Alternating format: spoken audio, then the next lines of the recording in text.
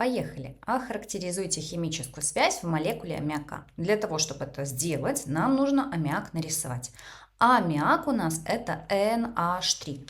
Если вы посмотрите на центральный атом азота, я его электроны рисовала зелененьким, на внешнем уровне у него 5 электронов.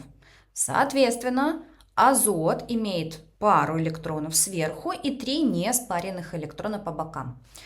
Он берет связь водороды. Раз, два, три. У одного водорода 1 электрон, у 3 водородов 3 электрона. Они образуют химические связи. Вот здесь и вот здесь. Это 3 одинарных связи. Внимание! 3 одинарных, не тройная. Чтобы связь была тройная, она, например, у нас существует в молекуле азота N2. Это связь между разными неметаллами, а значит она ковалентная, полярная. Ответ 2.